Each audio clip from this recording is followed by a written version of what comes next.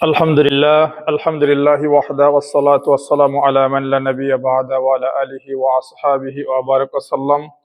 ফাকাদ ক্বালা আল্লাহু সুবহানাহু ওয়া তাআলা ফি কালামিহিল মাজিদ ওয়া ফি ফুরকানিহিল হামিদ। আউযু বিল্লাহি মিনাশ শাইতানির রাজীম।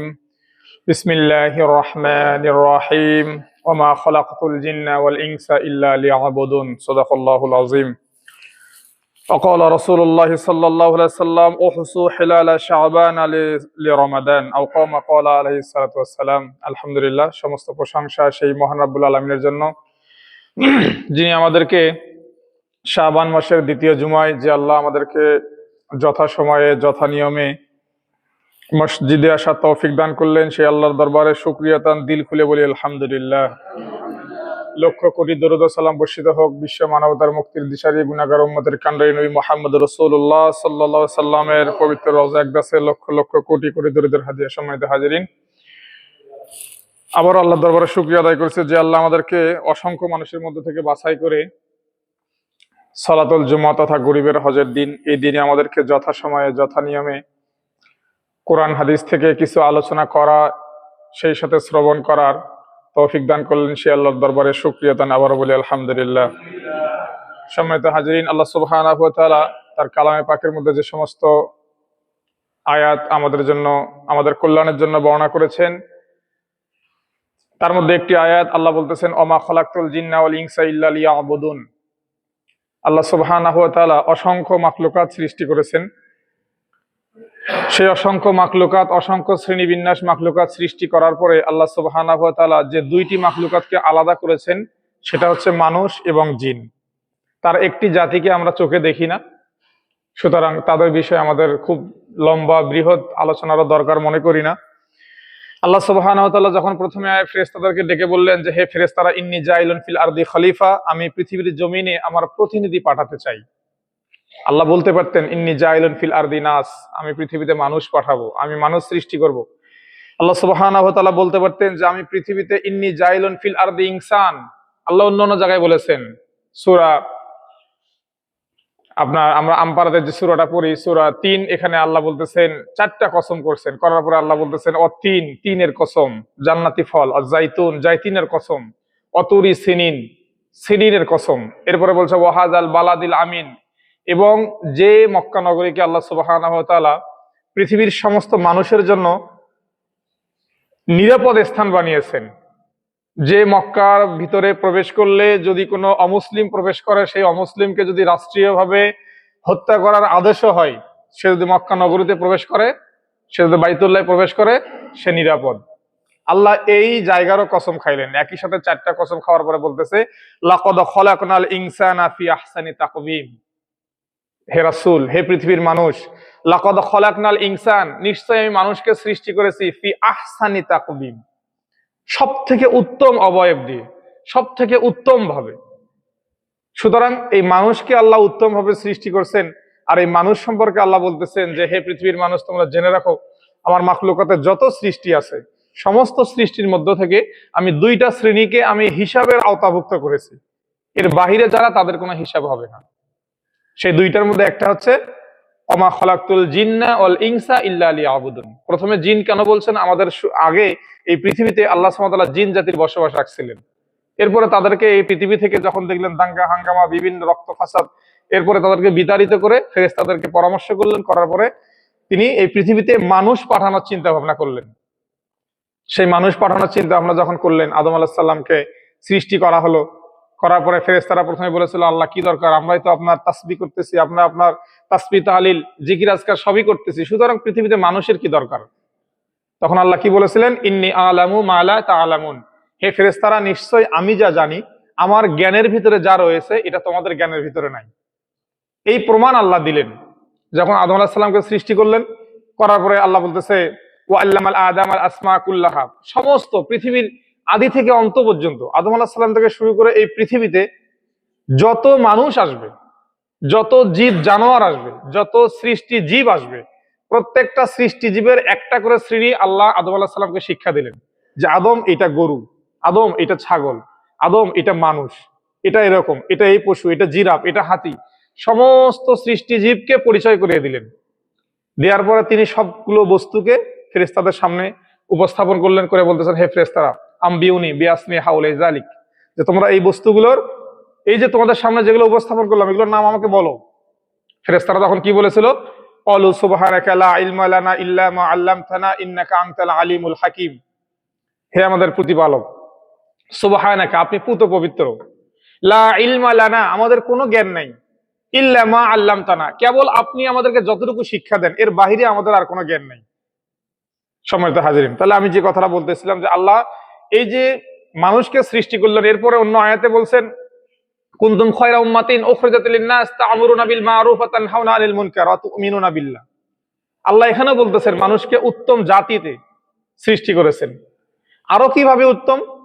আল্লাহ সুবহানাহু ওয়া তাআলা আমাদের নবীকে বলেছেন, ওমা আরসালনাকা ইল্লা রাহমাতাল লিল আলামিন। আমরা সূরা ফাতিহা প্রথম কি পড়ি? আলহামদুলিল্লাহি রাব্বিল আলামিন। একই শব্দ, আলহামদুলিল্লাহ, সমস্ত প্রশংসা সেই আল্লাহর জন্য, রব্বুল আলামিন, যিনি সমস্ত জগৎ, শুধু পৃথিবী না, পৃথিবী একটা জগৎ, বহু বচন ব্যবহার করা হয়েছে, সমস্ত জগতের পরিচালক যে রব, সেই রবের প্রশংসা জ্ঞাপন করছি। ঠিক একই শব্দ আল্লাহ তার রাসূলের সামনে ব্যবহার করলেন, ওমা আরসালনাকা ইল্লা রাহমাতাল লিল আলামিন। রব্বুল আলামিন, যতটুকু জগতের রব আল্লাহ, ঠিক রহমাতাল লিল আলামিন অতটুকু জগতের রহমত হিসেবে আল্লাহ তার রাসূলকে প্রেরণ করেছেন। এই রাসূলের উম্মত হওয়ার জন্য প্রত্যেক নবী দরখাস্ত করেছিলেন, এটা আমরা জানি। একে একে সমস্ত নবী দরখাস্ত করেছিলেন, একজন মাত্র নবীর দরখাস্ত কবুল করে নেওয়া হয়েছিল, আল্লাহ কবুল করে নিয়েছেন, ঈসা আলাইহিস সালাতু ওয়াস সালাম। সুতরাং ইনি পৃথিবীর সর্বশেষ আসবেন। আমার কথা হচ্ছে যে এই যে শ্রেষ্ঠ নবী, এই শ্রেষ্ঠ নবীকে তিনি পৃথিবীতে পাঠিয়ে দিলেন, তার উম্মত করে যাদেরকে পাঠাচ্ছেন, আল্লাহ বলতেছেন কুনতুম খায়রা উম্মাতিন, যে তোমাদেরকেও শ্রেষ্ঠ উম্মত হিসেবে আমি নির্বাচিত করেছি, কারণ আমরা সেই নবীরই উম্মত। সম্মানিত হাজিরিন, সুতরাং বিভিন্নভাবে শ্রেষ্ঠত্বের প্রমাণ যেহেতু আল্লাহ আমাদেরকে দিয়েছেন, আপনি যাকে অনেক কিছু দিবেন, আপনি যাকে আপনার প্রয়োজনীয় অনেক কিছু দিবেন, তার কাছ থেকে কিছু না কিছু আশা আপনার থাকবে। আপনি কোনো মানুষকে যখন অনেক কিছু দিবেন, এরকম তো বেনজির যে আমি একজনকে অনেক কিছু দিলাম, আমার অনেক স্থাবর অস্থাবর সম্পদ থেকে অনেক অংশ একজনকে দিয়ে দিলাম, বিনিময়ে তার কাছ থেকে কিছুই চাই না, এটা হতে পারে না। এটা কখনো কোনো, এটা তো সৃষ্টিকর্তা নিজেই সৃষ্টি করে তিনি চাচ্ছেন যে আমরা মাখলুকার জন্য সেই রবের তাসবিহ তাহলিল করি, এটা তার চাওয়া, সৃষ্টিকর্তা এটা চাচ্ছেন। সুতরাং পৃথিবীতে আমরা মানুষ, আমরাও কোনো মানুষকে, কাউকে কোনো কিছু দান করলে, কোনো মানুষকে কাউকে কোনো কিছু দান করার পরে আমরাও একটু হলেও কেন দান করতেছি? কোনো স্বার্থ পৃথিবীর যদি নাও থাকে, একটা স্বার্থ থাকে, সেটা হচ্ছে পরকালে আল্লাহ সুবহানাহু ওয়া তাআলা এটার যা আমাকে দিবেন। এটাও তো স্বার্থ, এটাও স্বার্থ, হয়তো বা দুনিয়ার স্বার্থ নয়, এটা পরকালীন জীবনের স্বার্থ।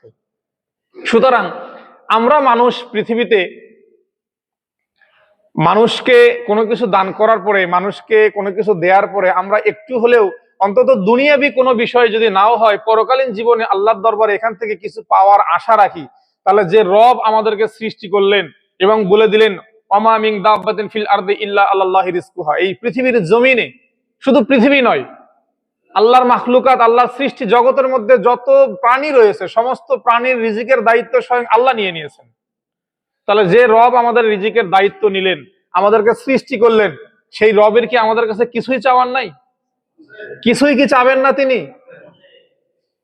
আল্লাহ সুবহানাহু ওয়া তাআলা কোরআনের আরেক জায়গায় বলছেন, আয়াহসাবুল ইনসানু আইয়ুতরাকা সুদা, যে মানুষ কি মনে করেছে যে তাদেরকে অনর্থক আমি ছেড়ে দেব? এই কথা শোনার পরেও যদি আমাদের দিলে যদি ভয় পয়দা না হয়, এই কথা শোনার পরেও আমাদের অন্তরে যদি সেই আল্লাহর ভয় যদি সৃষ্টি না হয়, তাহলে এটা আমাদের জন্য দুর্ভাগ্যের বিষয়। স্বয়ং আল্লাহ আমাদেরকে অনেক সুন্দর অবয়ব দিয়ে সৃষ্টি করছেন, করার পরে বলতেছেন যে মানুষ, তোমাকে এত সুন্দর করে সৃষ্টি করলাম, তোমাকে সৃষ্টির শ্রেষ্ঠ মাখলুকাত হিসেবে পরিচয় করে দিলাম, আশরাফুল মাখলুকাত হিসেবে। পৃথিবীর সমস্ত জাতি, যত প্রাণী রয়েছে, সমস্ত প্রাণীর মাথা নিচের দিকে, একমাত্র মানুষের মাথা উপরের দিকে। আল্লাহ মানুষের মাথাকে নিচু হতে দেন নাই, কারণ সৃষ্টির শ্রেষ্ঠ মাখলুকাত হিসেবে তাদেরকে সৃষ্টি করেছেন। সুতরাং এই মাখলুকাতের কাছে আল্লাহরও তো কিছু চাওয়ার আছে, তিনিও কিছু চান যে বান্দা তোমাকে এত কিছু দিলাম বিনা হিসাবে। আল্লাহ, আমরা কি দরখাস্ত করেছিলাম যে আল্লাহ আমাদেরকে মুসলমানের ঘরে জন্ম দেন? আল্লাহ দয়া করে আমাদেরকে মুসলমানের ঘরে জন্ম দিচ্ছেন, আলহামদুলিল্লাহ। আমরা কখনো দরখাস্ত করি নাই যে আল্লাহ শুধু মুসলমানের ঘরেই না, যে আমাদেরকে অমুক দেশে বাংলাদেশে জন্ম দেন, করছিলাম দরখাস্ত? বিনা দরখাস্তে আল্লাহ করুণা করে আমাদেরকে একটা মুসলিম রাষ্ট্রে, এবং শুধু মুসলিম রাষ্ট্র না, বিশ্বের অনেক দেশের তুলনায়, মুসলিম দেশের তুলনায় বাংলাদেশের আলহামদুলিল্লাহ অবস্থা অনেক ভালো। যদিও গুটি কয়েক মানুষ একটু বিশৃঙ্খলা করে, এটা স্বাভাবিক, করবে এটা, কারণ এই কাজ তো আল্লাহ মানুষকে পৃথিবীতে সৃষ্টি করার আগেই যখন ফেরেশতাদেরকে বলছিলেন, তখন ফেরেশতারা বলছিল যে আল্লাহ দরকার নাই, এরা তো এই দাঙ্গা হাঙ্গামা করবে, রক্তপাত ঘটাবে, ফাসাদ সৃষ্টি করবে, কি দরকার, আমরাই আপনার তাসবিহ তাহলিল করতেছি, প্রয়োজনে আরো বেশি করব, দরকার নাই। আল্লাহ বলছেন না, আমি যা জানি তোমরা তা জানো না। কারণ তিনি এই পৃথিবীতে, তিনি যে মহান রব, তিনি যে কতটা দয়ালু, এই দয়াকে তিনি পৃথিবীব্যাপী ছড়িয়ে দিবেন, এবং তিনি যে তার একজন শ্রেষ্ঠ নবীকে পৃথিবীতে পাঠাবেন, এই শ্রেষ্ঠ নবীর পরিচয় তিনি পৃথিবীতে ঘটিয়ে দিবেন, এই জন্যই তিনি পৃথিবীতে মানুষ সৃষ্টি করেছেন। সম্মানিত হাজিরিন, সুতরাং সেই নবী ইবাদতের ক্ষেত্রে যে মাসকে বেশি গুরুত্ব দিয়েছিলেন, সেই মাস বিগত জুমাতেও দুই এক জুমা আগেও আলোচনা করেছি। সেই মাসের মধ্যে প্রথম যেটা, সেটা হচ্ছে রজব। এটা হারাম মাসের মধ্যে একটি মাস। এরপরে হচ্ছে শাবান। রজব মাস তো শেষ, আল্লাহ রাসূল বেশি বেশি দোয়া করেছিলেন, আল্লাহুম্মা বারিক লানা ফি রজব ওয়া শাবান ওয়া বাল্লিগনা রমাদান। হে আমাদের রব, আপনি আমাদেরকে রজব এবং শাবান মাসে আমরা যে আমল করি, আমরা যে কাজগুলো করি, এর ভিতরে বরকত দেন। তার মানে কি, আমরা যেন বেশি বেশি করতে পারি, এবং আপনি আমাদেরকে রমাদান মাস পর্যন্ত আমাদের হায়াতকে বৃদ্ধি করে দিন। সম্মানিত হাজিরিন, আল্লাহ রাসূল সাল্লাল্লাহু আলাইহি ওয়াসাল্লাম বলতেছেন যে রমাদান মাসের ক্ষেত্রে তিনি বলতেছেন যে তোমরা রমাদান মাস নির্ধারণ নিয়ে এত বেশি হিসাব রাখো যে শাবান মাস এটা যেন পরিপূর্ণ হয়ে যায়। আমরা অনেক সময় রমাদানের শুরুতেই একটা বিতর্ক সৃষ্টি হয়ে যায় যে রোজা কি আজকে থেকে ধরবো নাকি কালকে থেকে ধরবো। আল্লাহ রাসূল বলছেন সুমু, তোমরা রোজা রাখো রমাদানের চাঁদ দেখে, এবং রোজা ছাড়ো রমাদানের চাঁদ দেখে। তাহলে রমাদানের চাঁদ যখন আপনি দেখবেন তখন আপনি রোজা শুরু করবেন। কিন্তু অনেক সময় দেখা যায় যে ওই দিনটা সাধারণত মেঘাচ্ছন্ন থাকে, আবহাওয়ার পরিবর্তনের কারণে, আকাশ মেঘাচ্ছন্ন থাকার কারণে আমরা এটা দেখতে পারি না। তবে যদি আপনার রাষ্ট্রীয় প্রধানের তরফ থেকে, রাষ্ট্রে যদি কোনো ব্যবস্থা থাকে এই চাঁদ দেখার কমিটি বা চাঁদ দেখার লোক থাকে, তারা যদি এটা দেখার পরে ঘোষণা দিয়ে দেয়, তাহলে এটা সবার উপরে রমাদানের রোজা ফরজ হয়ে যায়, যে রমাদান এখন থেকে শুরু হবে। এই শাবান মাসে আল্লাহ রাসূল সাল্লাল্লাহু আলাইহি সাল্লাম তার ইবাদতকে এত বেশি বাড়িয়ে দিয়েছিলেন যে আম্মাজান হযরত আয়েশা সিদ্দিকা রাদিয়াল্লাহু তাআলা আনহা বলতেছেন যে আমি হঠাৎ করে দেখতাম কোন একটি মাসে আল্লাহ রাসূল, কোন এক সময় আল্লাহ রাসূল বেশি বেশি ইবাদত করতেছেন, বেশি বেশি নফল রোজা রাখতেছেন, বেশি বেশি নফল ইবাদত করতেছেন, বেশি বেশি রাত্রি জাগতেছেন। তখন আমি বুঝতে পারতাম, তখন তো ক্যালেন্ডার ছিল না, এখন তো অনেক আধুনিক হয়ে গেছে, আমরা ক্যালেন্ডার আছে, আমাদের একটা বছর শুরু হওয়ার আগেই আরেক বছরের ক্যালেন্ডার আমাদের হাতে চলে আসে। তখন মা আয়েশা সিদ্দিকা রাদিয়াল্লাহু তাআলা বললেন যে আমি বুঝতে পারতাম যে হয়তোবা রজব মাস চলে আসছে। আল্লাহ রাসূল রজব মাস আসার সাথে সাথে ইবাদতের পরিমাণ বাড়ায় দিতেন। কারণ রমাদান মাসে আপনি হঠাৎ করে দেখেন, আমি আমার কথা বলতেছি, আমি কোনো কৃষি কাজ, ছোটবেলায় নানার বাড়িতে যখন থাকছি তখন নানার সাথে কৃষি কাজ করছি, আমি টুকটাক কাজ পারি, কিন্তু এখন না করার কারণে হঠাৎ করে আপনি যদি আমাকে ধান কাটতে দেন, কাটতে পারবো, পরের দিন আমি বিছানার থেকে গায়ের ব্যথায় উঠতে পারবো না, ঠিক কিনা? নতুন করে যদি আপনি কাজ শুরু করেন, কোন যে কাজ আপনি করেন না, আপনি মাটি কাটতে পারেন না, আপনাকে মাটি কাটতে দেওয়া হলো, বা আপনি মনের আবেগে কারোর সাথে মাটি কাটলেন, ওই দিন কিচ্ছু মনে হবে না, পরের দিন যখন ঘুম থেকে উঠবেন দেখবেন আপনার পুরো শরীরের জয়েন্টে জয়েন্টে ব্যথা হয়ে গেছে। কারণ হচ্ছে আপনার অভ্যাস থাকতে হবে। ঠিক অনুরূপ ভাবে রমাদান মাস আসলে যে ইবাদত আমাদেরকে করতে হবে, রমাদান মাসের ভিতরে 2 রাকাত নফল নামাজের সওয়াব রমাদানের বাইরে 70 রাকাত নফল নামাজের সওয়াবের থেকে উত্তম। তাহলে আপনি এই রমাদান মাসে যে ইবাদতটা বাড়াবেন, সেই বাড়াবেন হুট করে তো রমাদান আপনি বাড়াতে পারবেন না, ওই মাটি কাটার মতো হবে। একদিন বেশি করে ইবাদত করবেন, পরের দিন গা ব্যথা করে যাওয়ারই দরকার নেই তো আর মসজিদে, যে শরীর ব্যথা হয়ে গেছে। আমরা তো আমাদের মানে যত হাত আছে ইসলাম থেকে দূরে থাকার, ইবাদত বন্দেগী থেকে দূরে থাকার, আমাদের যতগুলো হাত আছে তার থেকে সব থেকে বড় হাত হচ্ছে অজুহাত। সব থেকে বড় হাত কি? অজুহাত। মসজিদ থেকে কিভাবে দূরে থাকতে হবে, আল্লাহ রাসূলের পথ থেকে কিভাবে দূরে থাকতে হবে, এইটার জন্য আমরা অজুহাত খুঁজি, আর পৃথিবীর কোথাও কোনো অজুহাত খুঁজি না। যদি আমাদেরকে কোনো জায়গায় ডাকা হয় যে আজকে এক জায়গায় মিছিল করতে হবে, আজকে এক জায়গায় মিটিং করতে হবে, আজকে এক জায়গায় মানে আরো অনেক কিছু করতে হবে, তখন আমাদের কোনো অজুহাত থাকে না, চলো রে। যখনই বলা হয় ভাই মসজিদে আসেন, যখনই বলা হয় ভাই আল্লাহ আল্লাহ রাসূলের পথে আসেন, তখন আমাদের অনেক রকম অজুহাত দাঁড়িয়ে যায়। সুতরাং এই অজুহাত শয়তান আমাদেরকে দিচ্ছে। শয়তান তো, এখানে তো আরো ইতিহাস আছে। আদম আলাইহিস সালামকে সৃষ্টি করার পরে শয়তান যে মারদুত হয়ে গেল, যে রইসুল মালাইকা ছিল, ফেরেশতাদের সর্দার ছিল, তার ইবাদতে আল্লাহ খুশি হয়ে তাকে ফেরেশতাদের সর্দার বানিয়ে দিয়েছিল। যদিও সে ফেরেশতাদের অন্তর্ভুক্ত ছিল না, সে কিন্তু জিন ছিল, আগুনের তৈরি। সুতরাং সে তো আছেই আমাদেরকে অসা দেওয়ার জন্য। আমি যেটা বলতে চাচ্ছি যে এই শাবান মাসে আমরা যদি ইবাদতের পরিমাণটা বাড়াইতে না পারি, আমরা অনেক সময় দেখা যায় ফরজ নামাজের পরে মসজিদের অর্ধেক ফাঁকা হয়ে যায়, সুন্নত নামাজ পড়ার অভ্যাস নাই। আপনি হাজারো চেষ্টা করলে রমজান মাসে সুন্নত পড়তে পারবেন না, কারণ আপনার ইতিপূর্বে অভ্যাস নাই। সুন্নত পড়তে গেলে আপনার কাছে ইতস্তত লাগবে। আপনি সারা জীবন পড়ছেন, শুধু ফরজ নামাজ পড়ে দিচ্ছেন দৌড়। রমজান মাসে যদি বলা হয় যে ভাই সুন্নতে পড়ো নফলও পড়ো, তখন তো মাথা মাথা হয়ে যায় খারাপ। তারাবির নামাজ শুরু হয়ে গেছে, 8 রাকাত নাই পড়তে পিছনে অর্ধেক মানুষ খালি। রমাদানের প্রথম দিকে 2 কাতার 3 কাতার মানুষ, রমাদানের 15টা পার হয়ে গেলে মনে হয় যে হয়তো মসজিদের সভাপতি, সেক্রেটারি বা আপনার মুয়াজ্জিন সাহেব এদেরকে নিয়ে তারাই পড়তে হয়, আর কোনো মানুষের কোনো খোঁজ খবর নেই। এটার কারণ কি? এটার কারণ হচ্ছে রমাদানের বাহিরে আল্লাহ রাসূল যে 2টা মাসে প্রস্তুতি নিতে বলতেছেন, যে আপনি একবারে প্রস্তুতি নেন, আপনি চেষ্টা করেন, একটু একটু ট্রাই করেন। আপনি একদিন ফরজ নামাজ পড়ছেন, পরের দিন চেষ্টা করেন সুন্নতটার সাথে পড়ার জন্য, এরপরের দিন চেষ্টা করেন সাথে নফলটা পড়ার জন্য, এরপরের দিন মাগরিবের নামাজ পড়ছেন, পড়ার পর আপনি নফলটা পড়ার চেষ্টা করেন, নফল পড়া হয়ে গেলে আপনি সলাতুল আওয়াবিন পড়ার চেষ্টা করেন। এভাবে আপনি নফলের বাড়াতে হবে। নফল নামাজ যদি আপনি বাড়াতে পারেন, তখন আপনি এই যে বাড়িয়ে আপনি যে আপনার শরীরের সাথে, আপনার মন মানসিকতার সাথে ইবাদতটাকে আপনি মানে অ্যাটাচড করে নিলেন, ঘনীভূত করে নিলেন, এইটা তখন রমাদান মাসে আপনার জন্য কার্যকর হবে। আপনি কেবল তখনই রমাদান মাসে বেশি ইবাদত করতে পারবেন। রমাদান মাসে আমরা যারা তারাবির নামাজ 8 রাকাত পড়েই দেই দৌড়, তাদের জন্য আমার প্রশ্ন সেটা হচ্ছে যে আল্লাহ রাসূল বলছেন এই রমাদান মাসে যদি 2 রাকাত নফল নামাজ রমাদানের বাইরে 70 রাকাত নফল নামাজের থেকে অধিক সওয়াব হয়, তাহলে রমাদান মাসের তারাবির সালাত আপনি যদি সুন্নত নাই মনে করলেন, ইমাম সাহেব পড়তেছে, আপনিও সাথে যদি নফল মনে করে পড়েন, তাহলে তো রমাদানের বাইরে এই যে 20 রাকাত নামাজ পড়তেছেন, 8 রাকাত ধরলাম আপনার নামাজ, আর 12 রাকাত আপনি নফল মনে করে পড়েন, তাহলে এই 12 রাকাত মানে রমাদানের বাইরে এই 12কে 70 দিয়ে গুণ দেন, এতগুলো রাকাত পড়ার সওয়াব। তাহলে আপনি সব থেকে কেন মাহরুম হয়ে যাচ্ছেন? আপনি সবের নিকটবর্তী কেন হতে পারতেছেন না? কারণ ওই যে ব্যাটারির চার্জের মতো রমাদান মাস আসলে আমরা ওলামায়ে কেরাম আলোচনা করে যে এই মাসে শয়তানকে জিনজিরাবদ্ধ করা হয়, তার পায়ে শিকল বেরি লাগিয়ে তাকে আটকে রাখা হয়। এরপরেও রমাদান মাসে মানুষ কিভাবে অন্যায় কাজগুলো করি আমরা? কারণ এটা সহজ হিসাব। আপনার মোবাইল কিনছেন, একদিন চার্জ দিলে 3 দিন আর চার্জ দেওয়া লাগে না, 3 দিন পরে আবার চার্জ দেওয়া লাগে। বোঝেন নাই?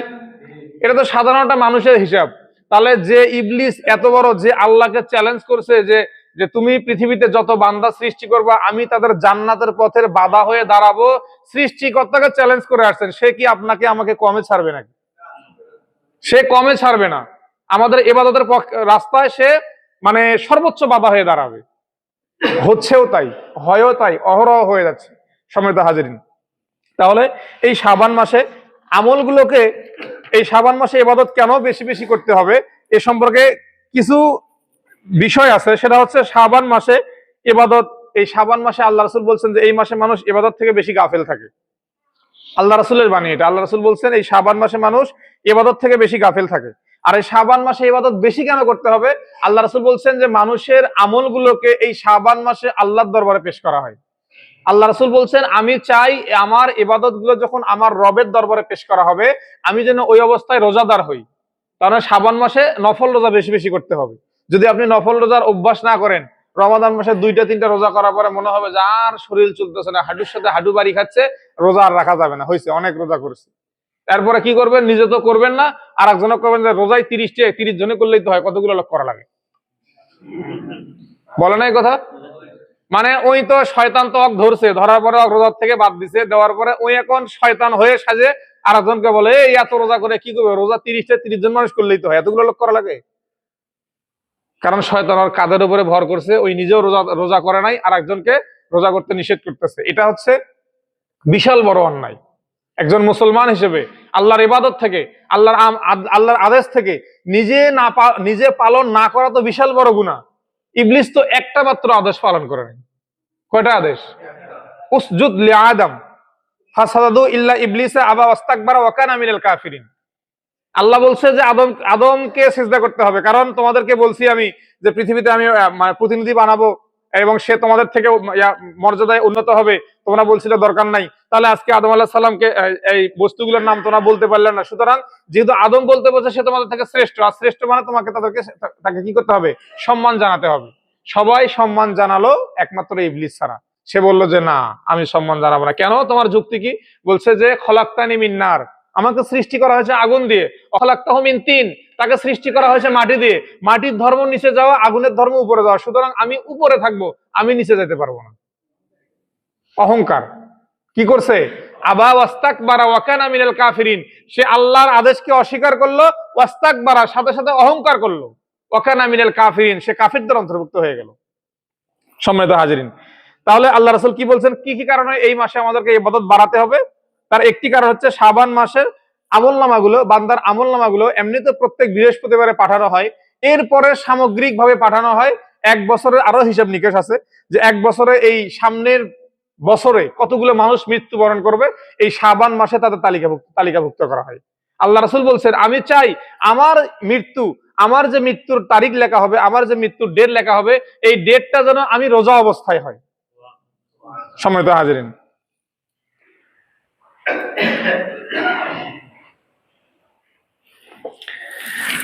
আচ্ছা আমার সম্মানিত স্যার আছে এখানে, আমি আসলে খেয়াল করি নাই, স্যারকে দেখি নাই। একদম উনি আমার স্যার, আমি প্রাইমারিতে তার কাছে পড়াশোনা করেছি, তো স্যারকে আসলে খেয়াল করা হয়নি। আমি এই জন্য স্যারের কাছে ক্ষমা চেয়ে নিচ্ছি, স্যারকে দেখা হয়নি। স্যার কিছু আলোচনা করতে চাচ্ছেন, স্যারকে বেশি না 10 মিনিট সময় আমি দিচ্ছি, আমার আলোচনা আমি এখানে স্টপ করে দিচ্ছি। স্যারের সম্মানে স্যারকে আমি 10 মিনিট সময় দিচ্ছি। স্যার কিছু কথা হয়তো আপনাদের সামনে বলবেন, আপনারা সবাই মনোযোগ সহকারে শোনার চেষ্টা করবেন। আর আমি আমার আলোচনার এখানে ইতি টানলাম, ইনশাল্লাহ সামনের জুমায় এই আলোচনার বাকি অর্ধেক আলোচনা আমি করার চেষ্টা করবো। ওয়া আখিরুদ দাওয়ানা আনিল হামদুলিল্লাহি রাব্বিল আলামিন।